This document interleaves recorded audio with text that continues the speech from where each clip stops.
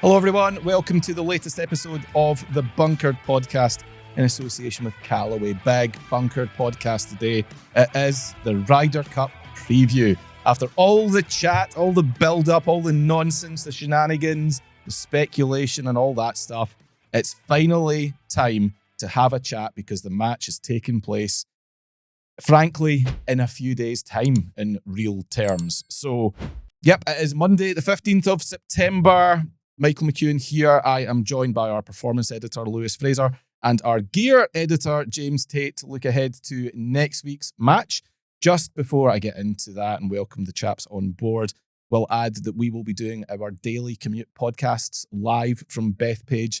Our senior writer, Ben Parsons, and I are heading out there. We'll be flying a week today to the Big Apple. So, yep, from next week, every single day, there will be daily commutes live from the Ryder Cup. So, you can look forward to those. This, however, is a bit of a scene setter, a bit of a flavour of what to expect, what we're predicting, what we're hoping for, frankly. And there is quite a lot to get into. So no apologies. This is a Ryder Cup heavy episode. And let's see what they have to say for themselves. James, Lewis, good morning. How are we doing, chaps? Good morning. Good morning. Yeah, doing well, Michael. How are you? Awful. Right, okay. Awful. No. Go on. Football. God, yeah. No, Well, let's not talk Yep. about Yeah. football. Awful. Wasn't I mean, gonna you're a Man mention United fan, James, as well. Yeah. Coming from St Andrews, of course, you're a Man United fan. Well, Yeah. But connection. Yeah. We've had a bad weekend, you and I. Yeah, it's not been great, has it? Not I the think best. the display of football has just been. I don't think poor is. If it was poor, that would be probably quite good, to be honest. But it's below par. Diabolical Yeah. is the word that I would use. SHIT. It may have been the word I used at Ibrox at full time as I well. think you were using different words. The most Yeah. articulate of the fans that Yeah. was there. This is diabolical. Others were shouting other stuff. But This is significantly below par, Russell. we had higher expectations than this. You've thoroughly disappointed us. Words to that effect. Yeah. Words to that Yeah, effect. But listen, absolutely. it's football. I'm not going to let it define me or my life or whatever else. It is what it is. I was just So, happy Josh Lees was on mute this morning. He was a Man City fan. Yeah, Josh and our team, big City. City. City fan. City. And couldn't get his microphone to work. So, Thank goodness. yeah, probably for the best. Yes. Yeah, In the interest of inter-team relations, Yeah. for the best. Anyone playing any golf at the weekend? No, actually. I went to the driving range yesterday, though. I saw which was that. good. Yeah. Grim weather for that, was Horrible. Aye, that's why I went to the range and I play see. golf. It was kind of trying to come in sideways, like at Great Western Golf. I was up in the top level. Oof. And the wind was sort of blowing in towards me. So every time I'd hit a shot, I'm like ducking back Mhm. under to try and get away from it. Not nice Up in the weather. top level, take any extra elevation you can Absolutely. get. No, no. A few extra yards there, Like Lewis, huh? 100%. My yeah. wedge is Need a going confidence boost. 130. Did you carry any drives 200? No, No. not even close. No, No, like I yeah. said, it was into the wind, so I've got no chance. Yeah. 150? Yeah, between 150 and 200. Big yeah. hitter. But it's going Big straight. hitter. across, Cold doesn't wind. matter. Cold I wind. noticed up you've there. got a badge on your lapel here. Yeah, Want can't to- talk to about it. It's point- under embargo. But I'll Oh. let everyone else zoom in on it. Completely Right, forgot okay. I had it on. Yeah. But you'll be hearing more about that in the coming weeks. Okay. James, I was talking about big hitters. Lewis ain't that. But you are leaving us on Wednesday to fly I to am. America for your own big event. Ryder Yes. Cup, Schmider Cup. You're Yeah. off for the World Longs. It's The- finally here. This thing we've been talking about The all wor- year. The World Championships are finally upon us. Yeah. So How's the mood? How's the feelings? yeah, good. I just can't wait to head out there and just, it's been a really, I would say, successful season so far. I don't think it could have gone any better. Along with the training, I've had maybe a little bit of a blip last week just with a little stomach bug, but we're getting back to full fitness. Diddums. I know.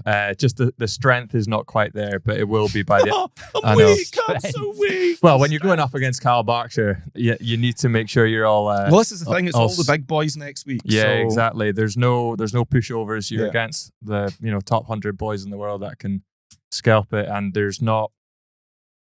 It's not the days where you were able to kind of get all the way to the final with 110 mile per hour ball speed. You've got to be 220. It's a bit of shade thrown at the Yeah, I past know. there, isn't it? Whoa. I know. Even I can But- hit harder than that. Look at this guy. You can't though. Lewis. Well, yeah, I can. Come on. You I can. just sit there and let the big boys talk. I'll just But bring, like- bring me in when you're ready for me. I'll just sit no, here. but now it's like when you're getting right down to the nitty gritty. If you're not if you're not above 220 mile per hour ball speed, you're not really going to be in the conversation at all. And remind the listeners, where's your ball speed right now? So we're kind of averaging at the minute 225, but that should be closer to 230 by the start of the middle of next week. Once you get over exactly. So it's trending nicely, shall we say? So you really seem looking forward quietly to it. confident, which is really good. So best of luck. We are putting on a genuinely brave face, Mike. we are genuinely very excited for you. No, how many other golf media companies or podcasts can sit here and say that we've got a guy going legitimately to be the best in the world at what he does? Not many. So unless there's a Scotty Scheffler podcast out there, but I haven't heard it. So best of luck, James. No, I'm thank excited you. for you. And next time we speak, hopefully you'll be wearing a brand new belt. I do love the fact that it's like a WWE style belt that you get if you win. I'm going to come in with like 2 cans of beer and just smash them together like Stone Cold Steve Austin. Celebrate. Saying a lot of stuff that made no sense to me. Stone Cold was after my time. If you want a reference that's a bit more relevant to me, Stone Cold was after your time. After my time, I was all about Hogan, Warrior, $1 Million Man, Big Boss Man. Undertaker was still there, obviously. Tatanka was just showing up. Undertaker? He's still going Bret now, I Hart, think, isn't he? British Bulldog. Undertaker, yeah, probably. The streak. I can't believe wasn't Stone it? Cold Steve Austin, Sorry, Mr. 316 was I know. after your time. Diesel. I know who it is, don't worry. Yeah, thanks, There you Lewis. go. There you go. Before you age me any further, I'm going to move us on. Yeah, please The do. chat last week, you remember we had a chat about my wife's cousin's son, Adam, had his Yes. first ever hole-in-one. Yes. Balmore. Yeah, Adam, absolutely delighted to get a shout out in the Bunker podcast, as he should be. Yeah. Not just anyone gets a shout out in this show. But I was a little bit miffed, as you know. I'm delighted for him. Because you've not Pissed had off one. for me because I've not had one. Right. And it was then one of my wife's other cousins, Dean. Dean's based out in Canada. Top man. Love Dean to bits. He's brilliant. Dean's always happy. And he always listens to the podcast, so I have to say nice things. Yeah, okay. But Dean sent me a message saying, great shout out to Adam. And he goes on. And it ruined my day. Oh my goodness. That is That's not a message. He sends good messages. that's a novel. He sends good messages. He says, it's funny. Hole-in-one's one of those things that's kind of like winning the lottery. Yeah, I've not done that either. Thanks, Dean. You've seen my house. You are happy for the person you know that won, but you're still quite disappointed that it wasn't yourself. Correct. Yeah, true. He goes on. The fellow I golf with the most over here has a great story. We'll come back to using golf as a verb. That's not No. to golf, but No. never mind. Play golf. He put his grandson into a summer golf academy. 8 years old. You can see where this is going. Yeah. I can't. He was the very first one to hit in the course after practice swings. He got a hole-in-one on an 86-yard par 3. He said to my friend Rick, it's pretty easy, Grandpa. You just have to aim it at the hole. I think I'm going to try for another one tomorrow. Love that. Needless to It's say, easy. That's he's a so good. golfer for life. That's So quality. Dean hasn't said who the young lad in question is, what his name is, but it sounds like it's Rick's grandson. So Rick's 8-year-old grandson, congratulations. I mean, it's under 100 yards, so there's got to be some dubiety. No. Fine, Lewis. Writing a 1 down in the scorecard doesn't matter how long it is. I mean, he's eight. Yeah, Oh, it's he's also 8. 8. That's more that pertinent issue. Yeah. at 8 years old, that 86-yard par 3 is playing like a 200-yard par 3. yeah. In theory. 220 if you're Lewis. At least, yeah. You, Well, you drive can't it. even get there with driving. No, lay up. Make up for it. So I've decided this is getting too much. We've got cousins that have just started playing golf fairly recently, and we've now got 8-year-old distant acquaintances that are having holes in one, and I'm still sitting here on 0. So I'm going to start an alternative to hole-in-one club. I'm going to call it the hole-in-none club. Right, okay. See what I've done? I do. None as in 0, N-O-N-E, not I N-U-N. understand. Not as in sister or something. So, Be very hole in different. none club. If you are like me and you've been playing golf for a number of years and you have not yet had a hole in one, I'm going to shout you out. I want you to get in touch. Tell me how long you've been playing. So I'm not looking for like, I've been playing for 2 years and still not. 10 still years there. and over. It's exactly. Yeah. There's a 10-year bar. If you've been playing golf for a minimum of 10 years, let me know. Let me know how many times a week you play and all that sort of stuff. Give us the details. Slide into our DMs or email us letters@bunker.co.uk and you will get the shout outs going forward. No more of these 8-year-old prodigies. Their time will come. You know, they will get their moment in the sun. I'm looking for people like me to join my hole in none club. So Get in touch and you will get a shout out. The more years, the better. Yeah. Seve never had a hole-in-one, did he? Shut up. What? I don't believe he did. Right, hang on. I don't believe that for us. Seve Ballesteros? Yeah, honest. I'm sure that was never had a hole-in-one. don't believe he did. So he's in your club. So it's me and Seve so far. Yeah, pretty high company. Anyone cares? Yeah. James is verifying this. He's typing away at the laptop. It could be completely made up and we'll just need to cut this out. No, he's right. I'm right. Seve never had a hole-in-one. Well, there you go. So you're in good company. I'm in very good company. Yeah, excellent. You've Better had a than- hole-in-one, Lewis, have you? I've had 2, yeah.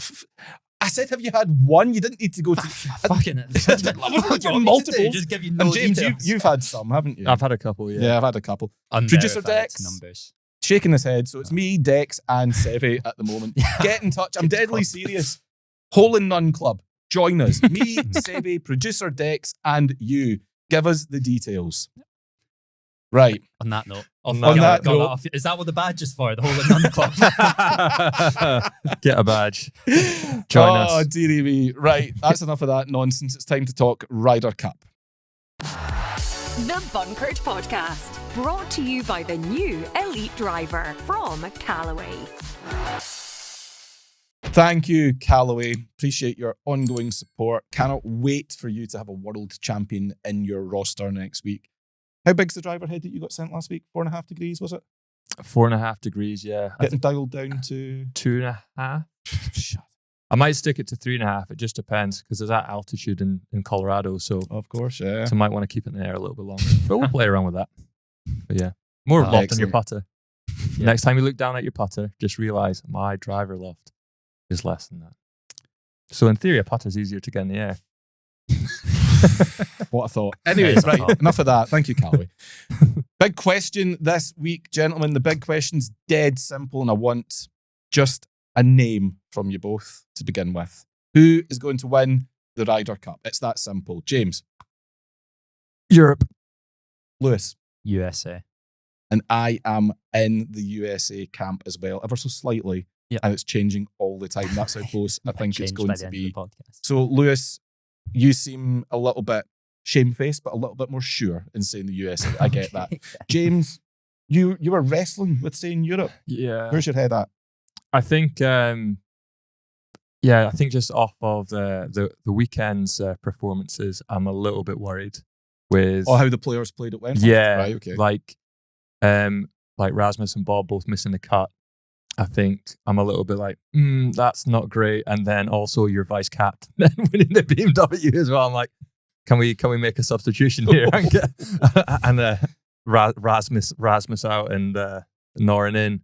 So that's kind of where my kind of concern is a little bit. You're worried about the form of the Europeans? Yeah, I think so. And you look at obviously what the Americans did over the weekend as well. Scotty winning again, and then Ben Griffin second. yeah, The Americans are definitely better prepared than they were 2 years ago. where they basically 100%. took a month off, so they've learned that lesson. there's not going to be any pushovers, I think, in that kind of first day like there was last year.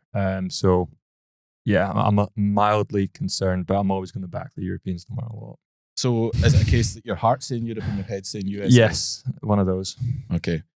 Lewis. I think I'm in the same boat as James, but my head is overriding my heart in this case. Like, you're right, shamefaced is the word, because I want Europe to win. Of course I do. But you look at the record for matches over in the USA recent years, and you take out 2012 from that, and it's really, really tough reading for the Europeans. Factor that in with a USA team that has incredible players on it playing really well. Like you mentioned, Scheffler is probably going to play 4 or 5 matches. That's potentially 4 or 5 points on the board there already. I just think for the Europeans going over there, something special really has to happen to overturn that home advantage that's been so strong for over a decade now, really. I just think it's going to be too much, unfortunately. I think it'll be close because we're really well prepared. James was talking about form last week. Like, I thought most of the guys actually played well. Rory looks in a good place. So does Ram. Hatton was playing well. Even like Bob and Rasmus, I'm not too worried about those guys because they're not players that are probably going to play every session. True. But having said all that, yeah, the USA team is just so strong. I think it's going to be a big ask for us. Yeah, I think it is interesting when you compare the fortunes at Wentworth from the 2 years ago to this year. 2 years ago, or our 12 players finished 2nd, 4th, 5th, 6th, 7th, 10th. So, and tied in 10th. That's 1, 2, 3, 4, 5, 6. 7 of our 12 finished in the top 10 in ties at Wentworth 2 years ago. Then you had Shane Lowry and Matt Fitzpatrick in the top 20. Justin Rose was 36th. Bob Mack and Nikolai Højgaard were 45th and 64th, respectively. So compare that to this year. You only have 3 of your players in the top 10 in ties at Wentworth. That's Hatton, Hovland, Fitzpatrick. 3 more in the top 20. John Ram, Oberg, and Rory. Then you've got Lowry and Fleetwood in a tie for 46th. Rose outright 61st. Bob Mack and Rasmus Højgaard, like we said, missing the cut. So if Wentworth was purely and solely the bar, and it shouldn't be, it just shouldn't be, then the Europeans are going in a little bit less well cooked than they did 2 years ago. But I don't believe that. I don't believe for a second that our players are worse prepared or, that they're collectively not in good enough form. I genuinely think that this European team going over there is as strong as it's been for an away match for a very, very long time. It's 11 and a half of the same 12 players that played 2 years ago. Yeah. So they know what to expect. And crucially, they've got the same captain and mostly the same backroom staff as well. The reason that I'm edging more towards the Americans is purely the home advantage factor. I think that player for player, I would argue we have a stronger team. There's a lot of unknowns in that American team. Like, how will Ben Griffin cope with it? He may well step up. He may well be the top point scorer. We've seen this happen before when rookies come in. Yeah. Max Homa 2 years ago. Hello. Rookies can come in and they can totally light it up. Yeah. Or it can go the opposite way. Yeah. A bit of stage fright. Cam Young, a rookie, how will he get on? People like Russell Henley, for example. I look at the European team on paper and I go, I slightly fancy us. But that home advantage is the thing that tips it. It's too big. And that New York crowd is going to be brutal. All up in their faces. The thing for me, you mentioned the crowd, and you're right about them being up in their face and that kind of factor. But I feel like a crowd can influence momentum so much in a match. Like, we always hear about how important that is. And if you hit a good shot into a green that's 20 feet away and you get absolutely nothing back from the crowd, you think, oh, that's not very good. But then when your opponent hits it to the same distance and the crowd's going mental, you think, oh, shit, something's not right here. And when that's going around the whole golf course, then you think, oh, God, like I'm trying to push water up a hill kind of thing. I think that's something that is hard to quantify. But when you're out there, that's got to play like a huge part in how you're feeling. It's got to be worth at least half a shot per round. Yeah, that exactly. Mental toughness as well. They're literally going to be pushed to their limits with this crowd, aren't they? Because with, as we know, New York, massive sports town, those fans are not going to back down at all. You can see, even if you're going to a New York Knicks basketball game, for example, you can see all the celebrities, even round like courtside, giving the players shit the whole time as well. And you're just like, well, it's relentless. Yeah, if that's happening beside the court, imagine what the fans are doing in the nosebleeds and what they're shouting. Yeah, exactly. Like, it's crazy. Relentless. It's unfiltered.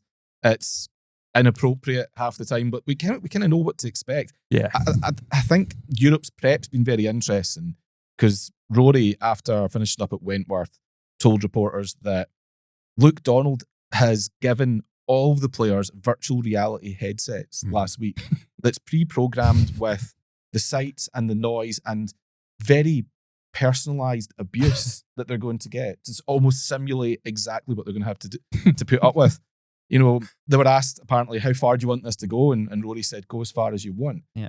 All to simulate, to say, those sights, the sounds, the noise, the stuff that they're going to have to deal with. It's all with a view of trying to desensitize them before they show up. I mean, it's not quite the same though, is it? Nothing's quite the same as having a real person, flesh and bone, standing there, spitting vitriol in your face from a distance of a couple of yards. Yeah. You can simulate all you want with virtual reality, but it's a whole other matter when it's somebody right there in front of you. I get the idea of this, but I'm kind of skeptical, like you say, as to whether it's going to work or not. Because you've got those big, stupid goggles on your face and whatever else. Like, it's just not the same, is it? No, So, it could be counterproductive as well, in a sense, because it could like overwhelm them too much before they're even on the first tee. I was saying this to Lewis. We were talking about this in the office. Like, they could end up just grabbing like both the handles and just start like throwing hands. Start throwing hands at people. It's like, you don't want that. Imagine Tyrrell Hatton, you wouldn't stop. Yeah. It'd be hilarious. I mean, I think Rory was quite sensible with what he said. Nothing can really prepare you until you're actually in that. You can wear all the VR headsets you want and do all the different things we've been trying to do to get ourselves ready. But once the first tee comes on Friday, it's real and we just have to deal with whatever's given. There has been so much talk for a very, very long time. I'm talking years and years of build-up about what to expect from the home crowd and what they're going to be saying and the type of abuse. We're anticipating the absolute worst. We've seen and heard some bad stuff, but I think this is going to be the real litmus test for just how far fans are prepared to go. I really hope it doesn't dominate the match. I hope it doesn't become a thing that we're all discussing, all day Friday. Even the practice rounds, I'm sure it's going to start then, but then all day Friday and all day Saturday. I really, really, really hope that this doesn't become the story. It is just now. It has been for the build-up. At some point, I just hope that, I don't know how they do it either, but I hope that the PGA of America is prepared and ready to deal with people who cross the line. Do you think it'll be that bad? Yeah, absolutely. I've been no doubt. Really? I mean, if it was bad at Hazeltine in 2016, where Rory was having to square up to people, Tom Lehman, one of the vice captains, getting involved and right up in fans' faces, that's in Minnesota. Yeah. It's just, how bad is it going to be in New York? Like James said, huge sports town. I've been to, let me see, I saw the Giants play the Jets in an NFL match at MetLife 10 years ago, going on 10 years ago. That would have been awesome. It was great, but the fans were diabolical. Yeah. Just horrific. Shout, I mean, again, you're talking about the nosebleeds. That's where my wife and I were sitting for the game because those were the cheapest tickets at $300 a pop. Goodness me. Whoa. But right up there in the nosebleeds, some of the stuff that was being said, outrageous. I could not possibly even conceive of repeating it on this show. Right. It was that bad.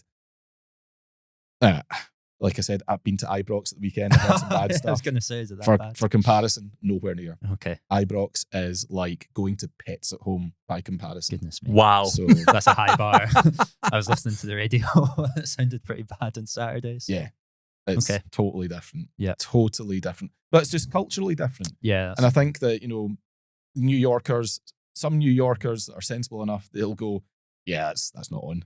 But for others, it's a case, no, this is just how we deal with sport. Yeah. So it is going to be bad. It is going to make some stories. It is going to make some headlines. I just hope the PGA of America, because they've had long enough to think about this, step in. Yeah, that they've basically established where they think the line is for appropriate and inappropriate, and that they have measures in place to deal with it. The thing is, what do you do though? Do you like chuck people out? Of course you do. You're gonna have chuck everyone out though. That's the well, that's not the thing. everyone's Where gonna do you- not everyone's gonna act like an absolute How do idiot. you- though. That's the force it. thing. Yeah. You find the most vocal ones and you toss them out and you make it seen and heard. No one is going to want to be tossed out of the Ryder Cup and have their day ruined, especially when they've spent, $750 on a ticket? That's a good point. Some won't want to, but won't be able to resist the urge to shout something awful. Yeah. But I think once it's seen that people are at the start of the week, in practice rounds even, being turfed, then I think that might do something. But it's not going to be enough. I mean, No. no matter, like you said, you can't throw everyone out. You can't stop every moron. But There's going to be one ringleader though. That's going to influence it though, isn't it? And that's the person you need to chuck first. And it will be the usual thing. Is like the US Ryder Cup capo find it. Yeah, exactly. But it's the usual thing. It'll be fueled by alcohol as well. And it's not like they're not going to sell drink. No, exactly. And they're not going to put a stop to that. Nah. So they're just going to have to really just be on it. But who knows? They might even let it go for a little bit before it's like, and then it's like, right, okay, that's enough. So we'll see. I hope they don't let it go because that'll just, it's harder to rein it back. Exactly. First sign of it, the first example of it, deal with it and set the tone for the week. But we'll see. Lewis, you talked about Europe's record in America in recent Ryder Cups. So what do you think they need to do differently if they're going to come away with the trophy this time? Singles is kind of where we seem to fall apart. You look at like every Ryder Cup really, and we've been quite close, like up until Sunday. And then out there, we just completely capitulate, really. Like, you look at 2021, USA won the singles 8-4. And then 2016, it was 7.5 to 4.5 to the USA. 2012 is very different. But even you look at 2023, like, 6-6, wasn't it? yeah, it was 6-6. And you think we won that comfortably, but still, like, we've not been able to beat the USA in the singles. I just don't know, like, what you do differently in that sense. We seem to do better in team formats. Like, Walker Cup's the same. Europeans seem to just gel better as a team. And you can kind of take that from preparation and getting the pairings right and the order of the team that you put players out in. But to win singles, you just need to be better, like playing your own ball. And at the moment, we just can't seem to figure that out, especially out there. I don't know what the solution is to that, unfortunately. A massive lead going into Sunday. Yeah, that's it. That is the thing. You need to really do what you're good at well and take a big lead into Sunday, or just come out absolutely firing in the singles and get points on the board early like we did in Medina. But that's so difficult to do. So yeah, take a big lead like we did in Rome. Be 4-0 up after the first session would be great. Yeah, that would be. But that's the thing, like, the record that we have in singles at the moment, if we don't go into Sunday with a big lead, then you just fancy the USA to turn us over. I don't know why that is or how to stop that, but that's just the trend that we've had in recent years. Yeah. The whole thing about, you know, us being better at the team element of it, the four balls and foursomes, we talk a lot about how that's a cultural difference in terms of that's what our players grow up playing, you know, whether it's Eisenhower trophies or European amateurs or all the other amateur golf that they play.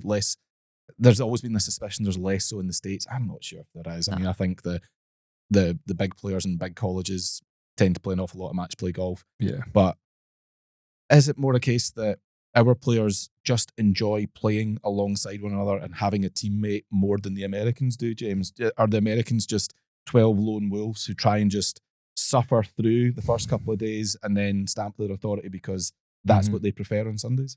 Yeah, I think there's definitely an element of that. If you look in the past kind of American teams, it would definitely looks that way, in my opinion. I think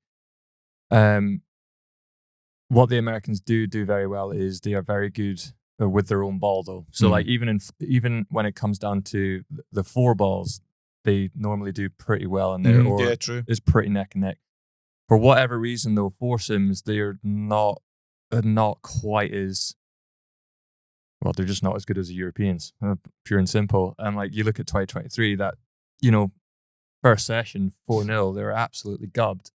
But then they kind of came back in the afternoon, obviously with 1.5 points to 2.5, and then they kind of slowly were like edging back. And then, like Lewis said, 6-6 in the afternoon in the singles, which is where they seem to shine. So yeah, when the Americans are playing their own ball, they're definitely a lot better. But for whatever reason, I do think this time round, like, I think this group of Americans, I think it's just going to be different this year. And I think the only thing to do to try and give, well, if you're Europe, the only thing to do is put your starting four that you had last year and just put them out again, like exactly the same, and just hopefully they go out and deliver that first session like you want them to do.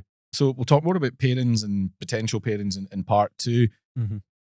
Lewis, James mentioned just the Americans playing better on their own ball, and they are coming into this in a bit of form as well. For a start, like we mentioned, their prep's different. They have actually been playing competitive golf in September, which they didn't 2 years ago. But they played at the weekend, most of them in the PGA Tour event, the Pro Core Championship. Right. Yeah. Scotty Scheffler won because, of course, he did. Obviously, I didn't even know he was in contention until I saw this morning I'd won it. So I feel like my daughter's 7, and I feel like I know Bennett Scheffler better than I know my daughter. I just see him every single week. We're getting to see him grow up in real time. We are every Sunday night. Exactly. Yeah. There's no surprises. No, there's not. You know, like Meredith, I feel like I've now earned the right to call her Mare, just like Scotty does, because that's how much I see her. But yeah, Scotty won, obviously. Well done. Another one. Ben Griffin, one of the rookies, like we mentioned, he was second. JJ Spawn and Cam Young, 2 other rookies, also in the top 10. So they are bringing a little bit of form. into this event that they didn't 2 years ago can only be a bad thing from a European point of view, can it not? Yeah, it is a bad thing. And you look at that event, but you go further back the whole year, like the whole team's playing so well. JJ Spawn, you mentioned him, had an incredible year. I think he's going to do really well.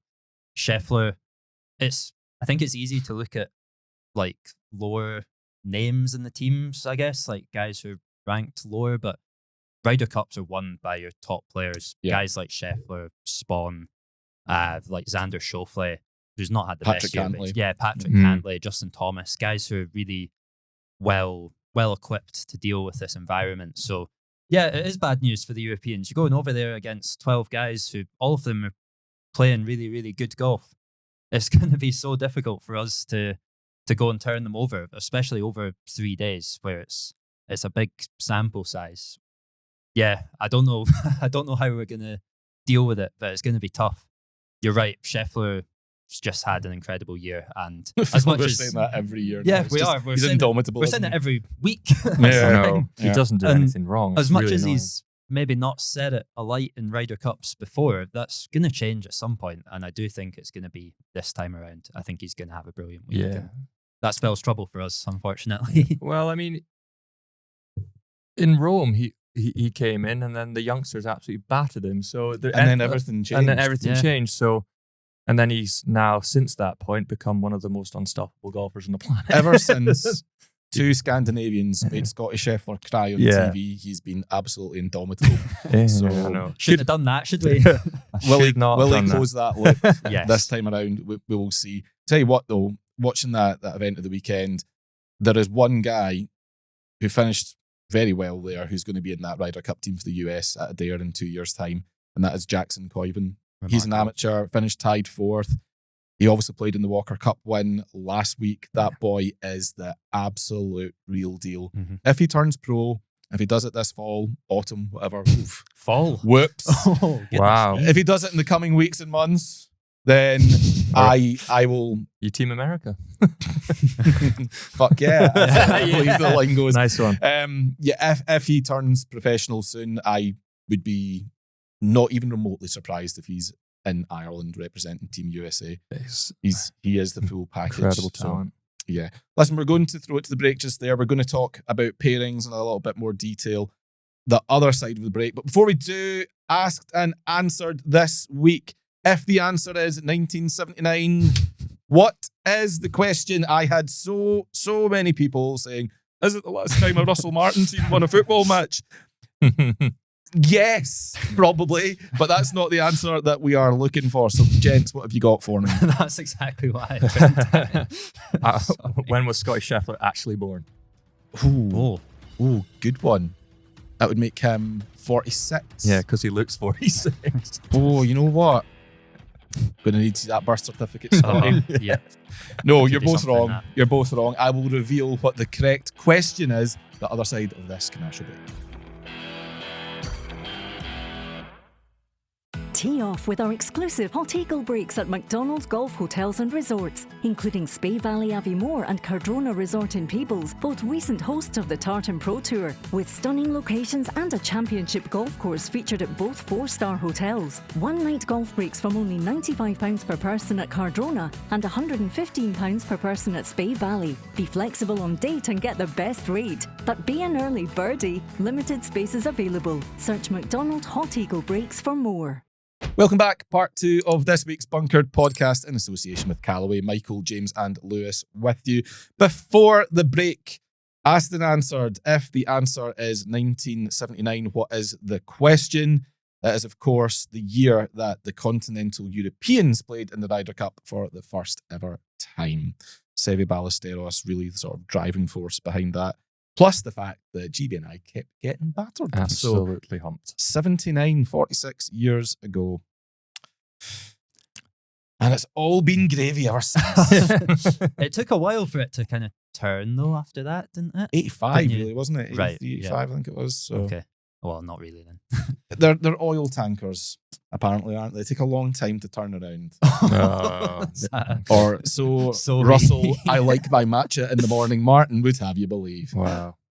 Have you ever had a matcha? I have, yeah. I had a couple, actually about a month or so ago for the first time. Is it good? No, absolutely dreadful. Everyone says to me that they're awful, but That's then I see absolutely lots horrific. of folk drinking it. It's the trendy thing to do because it's Yeah. bright green and everyone goes, "Oh, you're drinking a bright green drink. You must be really interesting." It's Yeah. just an attention-seeking thing. All right. People are pretending to like it, like Yeah. they pretend to like air fryers and stuff like I that. like fryers air are good. fryers. No, you don't. You They're don't. I great. do. You don't. Why not? They're so Why do I they're not? so handy. You just Yeah. literally bang it in. You don't need to do anything. You just turn it on and then it's ready. Give it Just a wee, like an oven.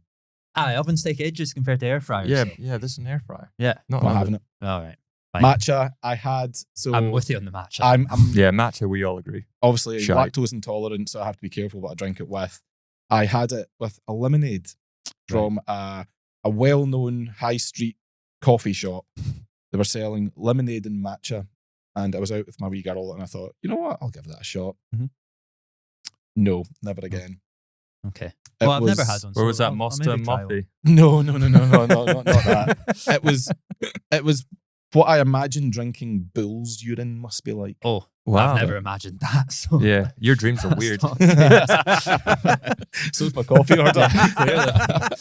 No, it was not good. Okay. So, yeah, before we get into the Ryder Cup pairings and all that sort of stuff, another quick plug for our Under Armour competition. Remember, we are giving away an Under Armour capsule collection, warning collection, Yes. all linked to a certain team event that's coming up that I shouldn't say the name of in relation to this particular capsule collection. Also known as a Battle of Bethpage. Some would Right, say. got you, understood. We're giving away a limited edition hoodie and polo shirt Yes. to one lucky person who, if you go to the Bunkered website, bunker.co.uk/competitions, there's a prompt there for it. You'll need to fill in a very short form, and the answer that you need, James's magic word is, Competition. there you go. Not very exciting, but that's the word.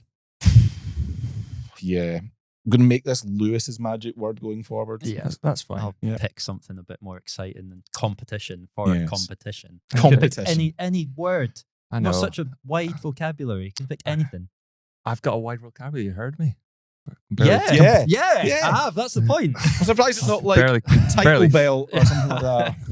barely talk. half the time. Yardage. Yardage. Ball speed. Something like that. No. Peak height. Apex. Apex. None of that. He just goes, Smash competition. factor. Competition. Anything.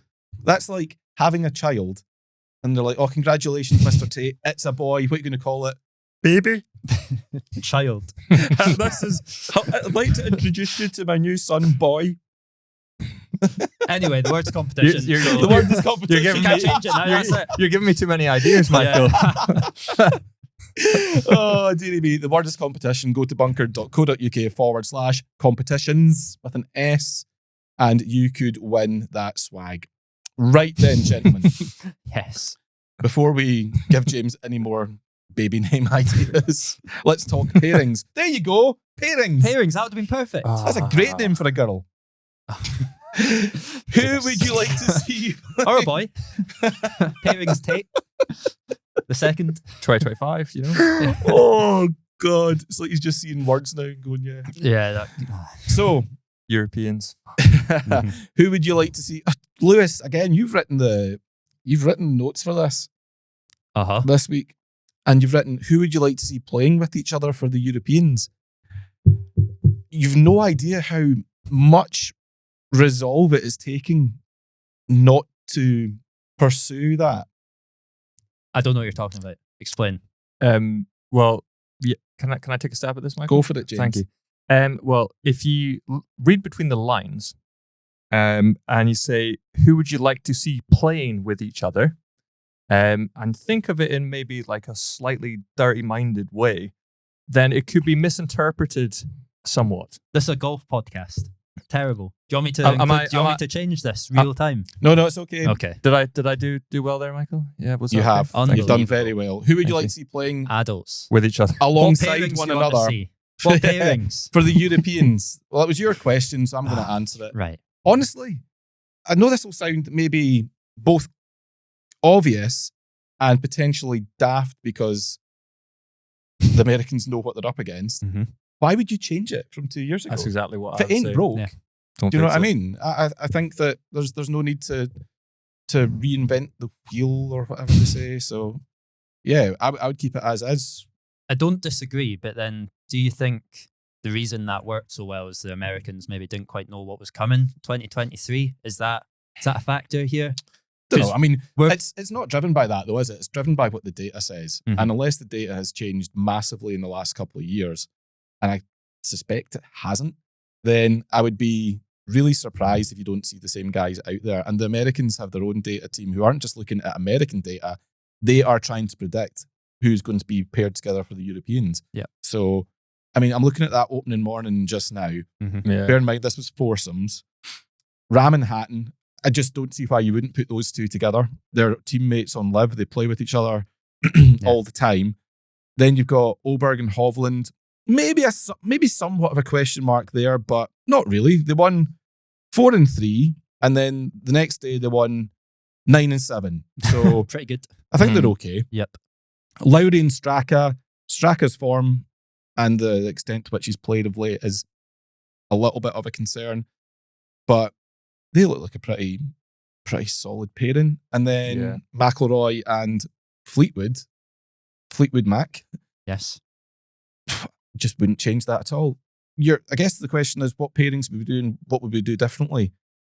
Well, they won 4-0 in that session, the equivalent session 2 years ago, so I wouldn't change a thing.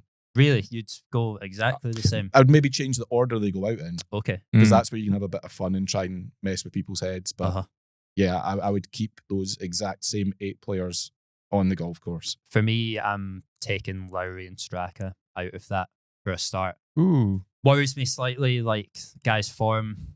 Lowry hasn't been incredible this year, and I just don't think putting Straka into the first session is wise, considering the build-up that he's had, or lack of build-up, I suppose, in playing golf. Who would you put in there instead then? Justin Rose?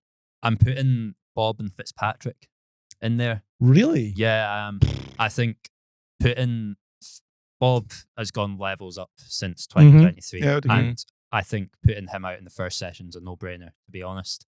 Someone who I would really want to play foursomes with as a player. It hits the ball miles, is a really good driver off it, and I think that's crucial in this format.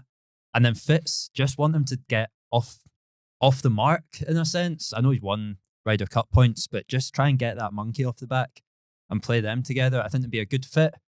And yeah, for me, Lowry and Straka is just a bit of a worry if we were going with the keep things exactly the same motto. I can kind of see I can see the angle you're coming in from, and I would agree that Sepp Straka should probably he probably should be subbed out, but I think someone like Justin Rose should go in instead. Okay, who's just pretty solid. I agree on that. He's got a bag of experience as well, and I think he's been playing incredibly well and very steady. And I think someone who's got that experience that can steady the ship, especially maybe when Shane's kind of head starts going a little bit, I think they would actually be a pretty good combination.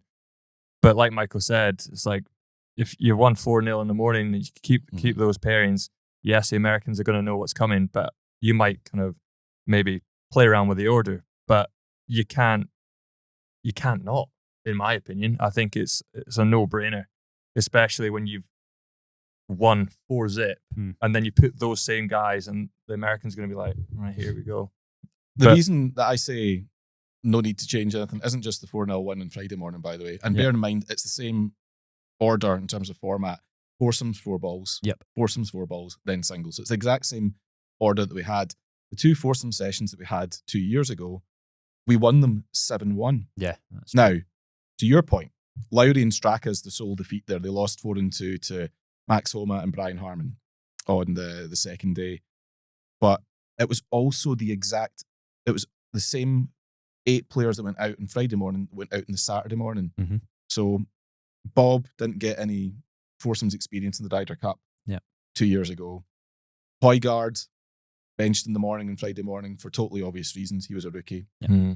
You do the same with his brother this time around. 100%. Let him go down to the first tee, get a sense of just what it's like, frankly, how hostile it is, and then send him out on his own ball in the afternoon. Yep. Give him that luxury. So then you've got Fitz, who could well come in, but his Ryder Cup record just spooks me. Yeah. Like 1 point from 7 or something like that, I think it is. Make him play his own ball. Make him play his own ball, ease him into the event. And then the other one there is Justin Rose that we're benching in the morning. I don't think it's a bad thing to have those three guys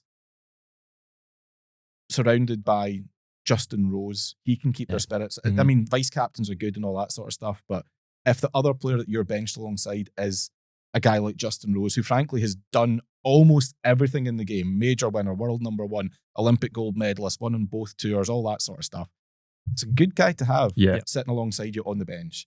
It's unreal. And then you let the 8 players who did the foursomes damage to the tune of 7-1 in Rome, you let them do their thing again. I think you just mix up the order they go out in. Yeah, I don't hate that at all. Is there, this sound Father Ted here, is there anything to be said for looking at golf balls that players are using? Now, this is something you can come in on, James, obviously gear editor. But what strikes me is that Rasmus Højgaard, coming in as a rookie, playing the same ball as John Ram. Now, does that lend itself to foursomes pairing at any point, do you think?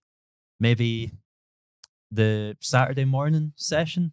I wouldn't even put Rasmus Højgaard in a conversation in a foursome, if I'm honest. Right. I think he's just too inconsistent off the tee. Hits a long way, but he's not going to hit the fairways you want him to hit.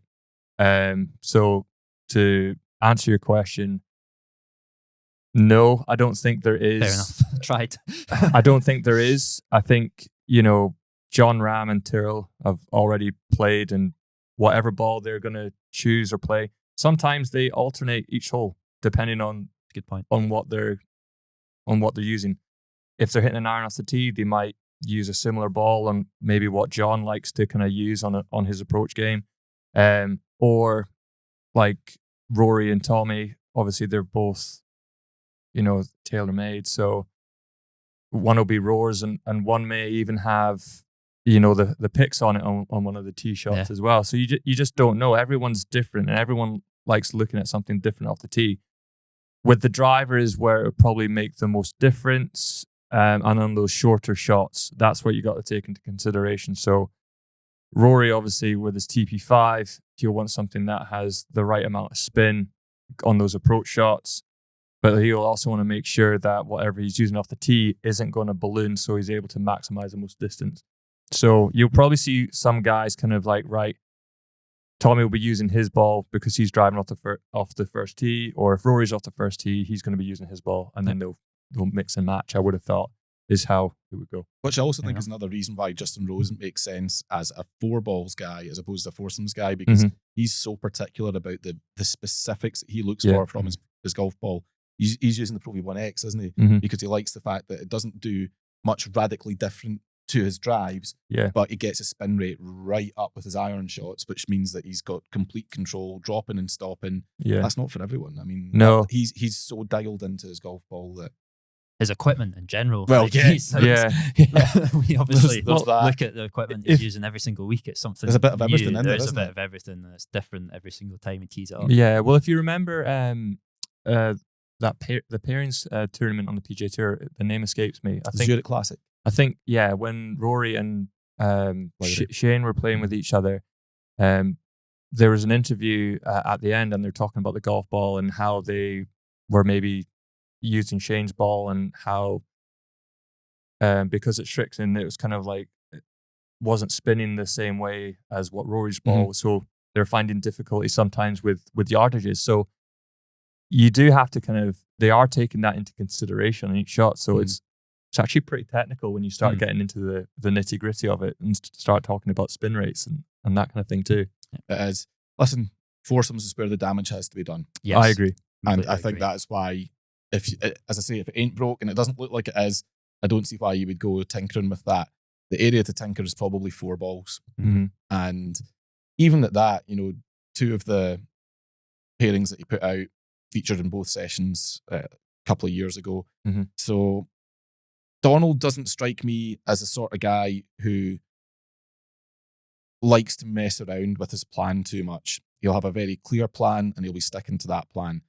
Where there may be some scope to change things up a little is depending on how we get on that first morning. It's very easy to throw the same 8 players out for Saturday morning foursomes when you won the first session the previous day 4-zip. So depending on how that goes, you may see some changes, and I'm sure that there is a plan for what to do in that case. But I don't think there's going to be panic, and I do think that I don't think. Let me put it this way: you're not going to see all 12 Europeans play foursomes. I just don't think that's going to happen. So I do agree. We'll see. Yeah. The American pairings is probably much more nuanced because there is such a change in the players who are playing this time around. You know, a lot of rookies in there. Yeah. Spawn, Henley, forgive me, Cam Young, Griffin. Then you've got Bryson back as well. So there's been more of a churn. What do you do with Bryson? Just let him play his own ball. So it's one of those that there's been a bit more, significantly more churn for the American team. Is there any two players put together that gives you guys as European fans sleepless nights? Yeah, Scheffler with any of them, but I think in particular, like Henley, that's a pairing that just seems to work really well. I think Scheffler is a guy who it's hard to quantify it, but when he's comfortable, like with just by himself, like he does well, and Henley seems like someone who gets on really well with. Same with Burns, to be honest. Yeah, Sam Burns is the other one for him. They're really, good friends. Scheffler's spoken about how much he rates his game, particularly his putting.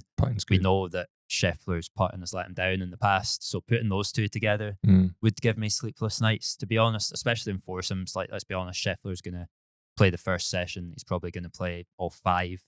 I'd be surprised if he didn't. You think he will? Yeah, I think he will. Like, it makes sense. You know, he's not someone who's going to be exhausted playing Sunday because he's played 72 holes over 2 days. Like, it's not alien to him. So it would be weird to me if he was dropped. We got a little bit of a clue into some of the potential pairings at the President's Cup a year ago. And Scheffler and Henley played together twice on that occasion. Winning, let me see, I'm just catching up with myself here. Yeah, they won twice and they lost once, I think I'm right in saying. They won on the opening day, 3-2. They then lost Friday's foursomes, 1-up. Scheffler played with Morikawa on the Saturday morning. 4 balls, and then in the afternoon foursomes was back with Henley, and they won 3-2 against Matsuyama and M. So yeah, clearly a pairing that it works. That does work. They clearly like one another as well, and it seems like they'd be compatible foursomes or 4 balls. Sam Burns is the other obvious one that comes in there. I'm going to go to your point though, James. You take the words right out of my mouth. Bryson, he's box office Bryson. He's the big ticket item. Who's he playing with? I tell you what, and when, for that matter. I think Bryson will definitely play in both 4 balls. I think you put him and just let him blast driver. That's what fans want to see. Play his own ball. And if he gets it going, like, that will just be electric. And I think it will put a lot of pressure on the Europeans if he starts doing that. That would be my kind of strategy with him. You might stick him in maybe one of the afternoon foursome groups just to kind of see how he fares. Who you'd put him up with, I don't know. I'm kind of looking at maybe a Justin Thomas, because he's not going to be paired with Jordan Spieth this year. So he's lost his buddy. So I mean, he did play with Scheffler in 2021. Yeah, I know. I was thinking about that, but I think it could be a good pairing potentially, just to see how they do. But 1.5 points from 2, not bad. In 4 balls. Yeah. You're warming to that idea, aren't you? He's coming around to it. But I think, look, whoever you put Bryson with, I mean, I would say, arguably maybe the second best player on that American team. Agree. He's just box office, but his strength, it's a long course. He hits it miles, and if he gets that crank driver going, he is going to be very hard to beat, and those fans are going to be very hard to silence. So what's interesting is looking back again 2 years when Bryson last played in Ryder Cup and he didn't feature in foursomes. Yeah. Now, it's somewhat different at that point as well, because remember, that was when he was really going through the big body transformation, and I think it would have been big, quite unfair to Augusta's par 76, 67 even. 67, yeah. 76. 76. I was closer to that when I played it. Yeah, I was about to say. Still miles off. But yeah, I think at that time it would have been objectively unfair to give anyone Bryson as a foursomes partner. Yeah. Agree. Has that changed now, Lewis? Yeah, I think it has changed. James makes a good point about his driver. That's his strength. Not only does he hit it miles, but he hits it straight as well most of the time. So any of those guys who are good with their wedges, like, you're thinking you could pick any of them out, but someone like Cam Young or Patrick Cantley, those guys playing with Bryson. Cantley and Schauffele are going to to be together. Yeah, that's that's not true. changing. But I could see Bryson and Young Yeah. because they're a good statistical fit in foursomes. mhm. And They both smash it as well. Cam Yeah. Young, New York local, Yeah. Bryson playing with the home crowd favourite. Mhm. My God. That's box office, It isn't is.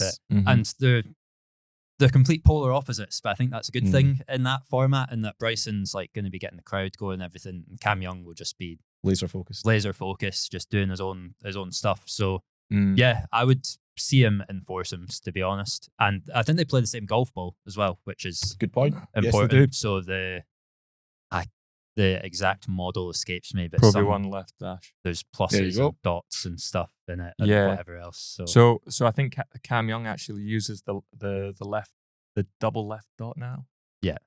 one of them. Whatever it is. But this is so I'm just going to jump in because I'm now thinking that I don't think Bryson will actually be used for foursomes at all because he's so particular with his golf ball. I'm pretty sure they use the same one. But If they either let him way, use the yeah, ball, Mhm. Cam Young can surely deal with that. they can work around it. I don't in my know. eyes. I don't know if he's going to be that particular about it because you know what he's Okay. like. But Yeah. maybe. I think if We it shall comes see. to playing or not playing, he'll make some compensations. Yeah. Bryson will want to play all 5 sessions. He'll be stunned Uh-huh. if he didn't want to. This is Yeah, another true. thing. Like fatigue's not going to set him for him. He will just go. He could play Yeah. 5 matches every He'll day. ride He wouldn't that be. adrenaline, He wouldn't be wouldn't he? bothered. Yeah. So Yeah. it'll be interesting to see what they do with him because he's the guy you're looking at. He's like the kind of enigma of the team. Yeah. You don't quite know what you're going to get from him. You think there's probably some people in that team secretly who don't really want to get paired Well, with let's Bryson. see, flip Mhm. it the other way then. Mm. Who is the hardest to pair in that US team? If you are Keegan Bradley, who are you most worried about going, oh, I just don't know who I'm going to stick him with? Maybe Ben Griffin, rookie. He seems affable and really good player at the moment. Again, you use a max fly golf ball, so that's an unknown quantity. I can't imagine there's anyone. So we'll see that- you in the afternoon then. Yeah, Ben. I would Is that what you're imagine saying? just play your own ball. I don't think he's gonna go out in the first foursome session. No. And When was the probably- last time a max fly golf ball was used in the Ryder Cup? That's I mean, It's going back a probably.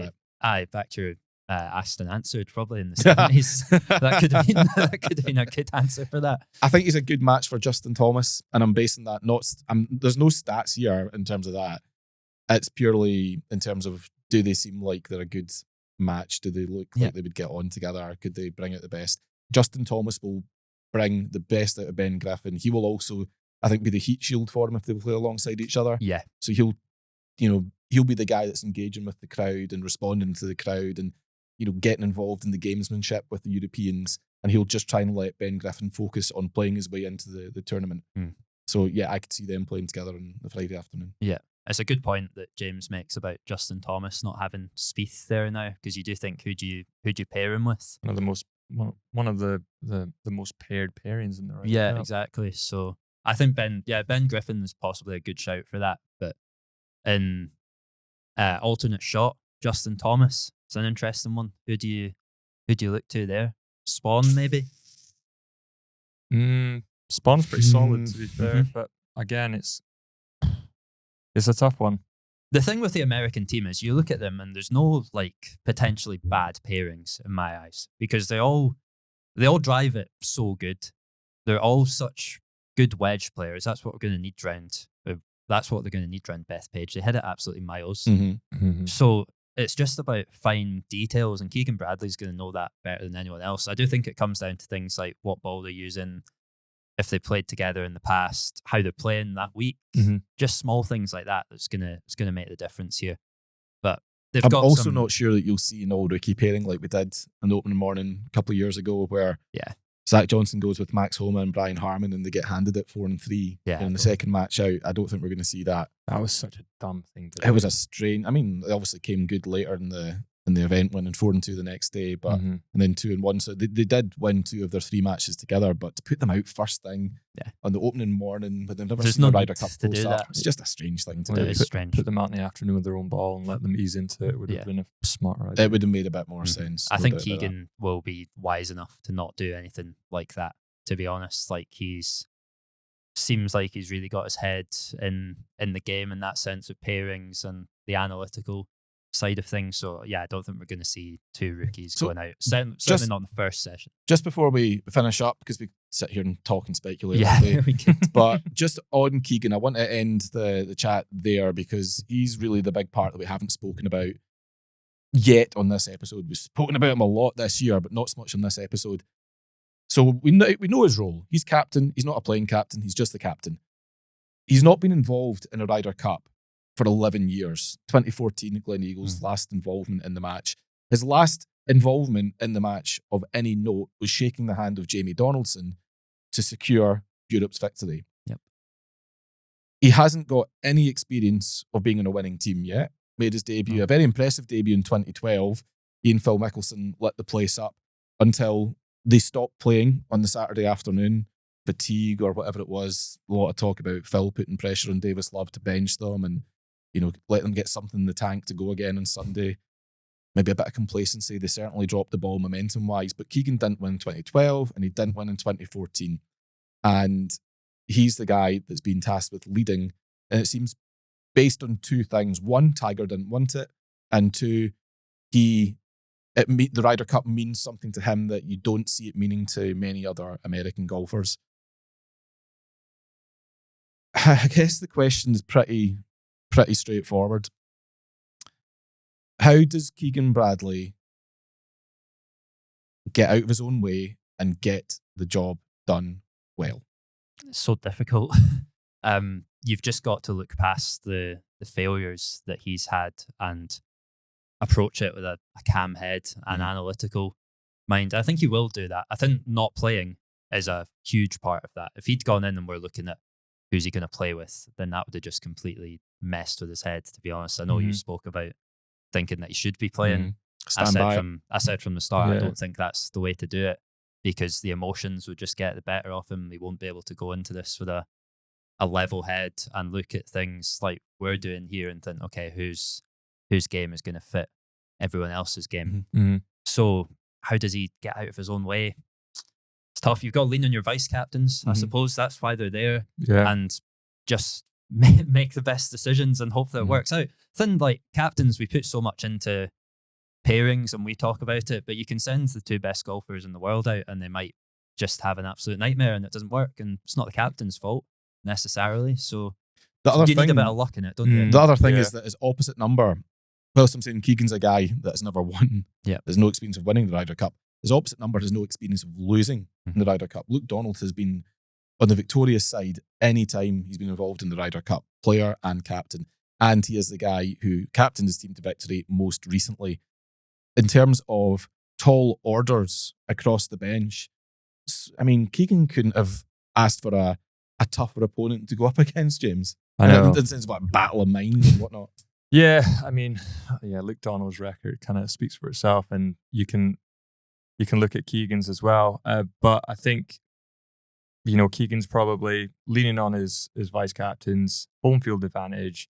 He's got the right people in his ear as well. I think he's going to approach it, and he's definitely taking his time on making sure he's got the right pairings and the right guys going out. But it's not going to be an easy task for him. I mean, like you said earlier, like this is the best European team we've ever had going across to American soil, and it is a winning team. Same 11 bar one, or a half, you could say. And I think it's going to be a massive, massive test. And I think, in hindsight, kind of like now looking, like at the time I was thinking, Keegan should be in that team. And I think, he should, but he's taken the captaincy really well. And he's obviously really wanting to make a big dent and an impression on this captaincy. And I think he's going to do everything in his power to get his players in the best possible position to go out and succeed, and especially on home field advantage and put on a show for the fans. So to finish that then, we've spoken a lot about the tall task facing Europe because away matches are tough to win. I'm now talking myself around a little bit. Oh no. We knew this was going to happen. Could you make the case that the task facing a home team has never been steeper than the one that the American team's going to face, going up against a European team that, bar one, won this event 2 years ago, has a captain has the same captain as won 2 years ago, has largely the same backroom team, has a captain who has never lost the Ryder Cup. In terms of tall orders and Everest to climb for a home team, I can't ever remember it being so steep, Lewis. Yeah, I agree. It's going to be a really close match. That's my one thing that I think here is you don't think it's going to be a blowout? No, I don't think it will be at all. I think certainly up until singles, I think it'll be really close, and I can see the Europeans taking a lead into the singles matches.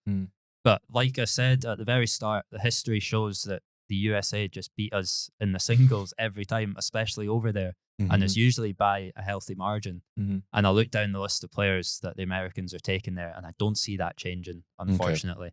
And it doesn't, at the end of the day, at that point, like, your captain can put out an order for singles matches, but no matter how good the captain is, if your players can't beat who's in front of them, then you're really struggling. So, yeah, you're right. Like, the Europeans are going over there like the best that they've been for as long as I can remember. So going back, we've spoken for an hour. Going to ask you the big question once again: who's going to win the Ryder Cup? You standing by it, or have you changed your mind? I'm standing by it. You're saying USA? I'm standing by it. The more I've spoken about it, the more I feel quietly confident that we could actually, like you said, just on that being such a big mountain for the Americans to kind of like, they've got to perform. Like, there's such big expectation. Kind of Europeans just come in with that win already and that experience, and just kind of like slide in under the radar and just kind of really put a big, their foot down and make a mark. So early doors, I'll USA, say yes. Europe. I'm going to change. I'm going to say tie and Europe retains. Okay, yeah, I can see that. Can see a tie. I like it. So we'll find out what's going to happen when we get there. Like I mentioned at the top of the show, we will be doing daily podcasts. We'll be bringing you all the insight from both camps, the European team and the US team, live from Bethpage. Really looking forward to getting out there. So stay tuned for that. Before we finish up, very, very quickly, gentlemen, Podder of Merit. Last week was the BMW PGA Championship. Didn't miss a cut, though. You didn't miss a cut. Ryan Fox made the cut. Yeah, well done, Ryan Fox made the cut. Well done. Finishing the tie for 46. We'll come back to that. Lewis, you picked John Ram, who finished in the tie for 13th. As I say, Ryan Fox for me tied 46th. And James, you went for Tommy Fleetwood, tied 46th. So, Lewis, 2 points for you, another 2 for the tally. The question is, who gets the point between James and I? And we are sticking with our, I don't know when we wrote in this bylaw to Podder of Merit, but we did it at some point. Listen, the rules aren't very well established, okay? Not to be taken too seriously. Steve the ref. Steve the ref can take it seriously for us. Steve can keep us in I actually have a vague memory of Steve sending us a DM saying you've got your scores wrong. Michael's actually got a point. No, for this series? For this series. All right. We're this deep into it now, Steve, that we're just going to persevere because it is what it is, right? Dear. So, both tied. Someone has to get the point, and the deal is, and will be henceforth, who had the better final round.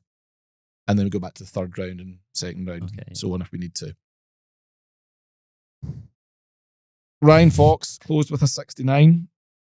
Good score. Yep. Tommy Fleetwood closed with a 67. Better score. James, you get the point. So as it stands, Brilliant. Lewis, you're on 8 points. James, you're on 3. And I am nul point, 0. Or maybe 1, according to Steve. Or maybe 1, according to Steve. We need to look back. Whatever. Listen, those are the scores. That's the way it is. It's my show. I get to say it. You're on that. Fair enough. It's my game, right? I'm on 0. So anyway, listen, I'm a loser. The what is it they say? The comeback's greater than the. There's an expression, isn't there? Comeback's greater than the setback. Okay. So I've got a lot of ground to make up, but you know, it's fine. Mm-hmm. We'll see where we go. Open de France this week. Lewis, you go first. Who are you picking? I'm picking Christopher Wrighton. Very good. Yeah, just on account of a tremendous beard that he's got. That and the fact that he's absolutely flying this. Yeah, he might well be, but I just saw the photo of him with his beard and thought, I'm taking him. So 6th on the race to Dubai. 6th. Yeah, no, he is having a great season. Hits the ball a mile. He's a big, large human. So that's going to play Viking. well for him. Yeah, Viking got that genius. Yeah, So, he certainly does. yeah, picking him this week. Okay, James, who are you going with? I'm going with the young up-and-coming French superstar, Martin Couvra. I like it. That is a really interesting shout. What do you like about him? I was watching obviously the golf of the weekend, and I just love the way he's quite aggressive, which I like, and his iron play and the way he strikes the ball, just it's so pure. And he rolls the putter really well. I think he's going to be the total package. I said this to my mum when we were watching. I was like, give him like 4 years and he's going to be in the Ryder Cup. And I just think he's going to love just playing on home soil. I love the idea of you sitting watching the golf with your mum. That feels like we should be doing a goggle box style watch along. Just you and Mama Tate, just get you on YouTube live. Talking about young French golfers. Yeah, just great hair, Martin Couvra, by the way. Very We're good talking hair, on the very good hair. subject. Yeah, great hair. Yep. Okay. You, Michael, who are you picking? So He's going to miss a cut this week. something has to turn around for me, does, right? yeah, Ryan rapidly. Fox, good step in the right direction. Mhm. Not quite the step I was looking, or rather the leap I was looking to take, but progress is progress. Yep. I'm now going to go with a fellow Scot and a fellow Rangers fan who is suffering every bit as Embattled. much as I am at the moment. But he's also playing great golf, had a good week Yeah, he at does. Wentworth, and that is Ewan Ferguson. Yeah, I like it. Yeah. Big fan of Ewan. He's a great lad in any case. Never mind his football allegiances. That just helps. Mhm. But he is a good lad. He's playing great golf. And if there's one thing I've seen with Ewan, it's that when he is on, he sustains that for several weeks and months. So yeah, just, you know what, just get me one more good week out of you, Ewan, please. Sustain Please. it for one more week. Bear to bear, please. Just give me a point. That's all I ask. This could have ruined his chance of making the yeah. cut. And you know what? Yeah. If you miss the cut, Ewan, it's my fault. It's the curse. It's not the caddy. It's not the coach. It's the not me- the gear. And it's most certainly not you. It's the me. McEwen curse. Hopefully not. So, Hopefully not. yeah, Martin Couvra, Ewan Ferguson, and Christopher Wrighton. Christopher the Wrighton. Viking. Wrighton the Viking. Right. The Viking. Excellent. We'll see how that goes. We will pick up Podder of Merit in 2 weeks' time when we are back from the Ryder Cup. So don't expect any Podder updates during the commutes. And by that point, hopefully, this man to my left, Mr. James Tate, will be wearing a big new belt. You'll So- need to, because no one will see it on the stream if we'll- you're wearing it around your... Yeah. I'll put it on the wall. Do something. Yeah, we'll find somewhere We'll for find it. somewhere. So, yeah, James, one more time from me, Lewis, producer Dex, everyone at Bunkered, and I'm sure all of you watching and listening along at home. Very best of luck. Thank you very At the much. World No, I Cup. appreciate everyone's Looking support. forward to Smash following your progress. Lewis, thank you for your time. Enjoy Thank the you. Ryder Cup when it comes along. I will do, and you. Enjoy your time Yeah. out there. Thank Enjoy you. it. I'll try my best. Look forward to seeing all the reels buzzing. That's a good point, actually. Yeah, good point. Make sure you stay across the Bunkered social media channels, Instagram. What else is there? There's TikTok. There's Facebook. There's X. Twitter. X. There's LinkedIn, Blue Sky, Bebo, MySpace. All of those. We'll be covering YouTube. every single part of the Ryder Cup. And if you want to get all the latest news in your inbox every single morning, bear in mind, we will be there. So when you're asleep, we'll be working. If you want to make sure that you're getting the most informed and up-to-date opinions, analysis, and news, then sign up for our free daily newsletter. That way, when you wake up, and I know the first thing that you do is you grab your phone and you're bleary-eyed and you're like, oh, turn off that fucking alarm. And then open your email inbox. There's the latest Ryder Cup news right there. So make sure you sign up. Otherwise, you'll just be disappointed. When you get to work, people will laugh at you because you won't know as much as they do. Don't be that guy. Yeah. Don't be like us. Yeah. Don't be James. like us. Just make sure you listen to the podcast. Exactly. Yeah, tune into those every single morning. The next time that you hear from me, I will be in NYC, baby. So until then, thank you very much for listening. Thank you, Callaway, for your continued support. And ole, ole, ole. Come on, Europe. Bye-bye for now.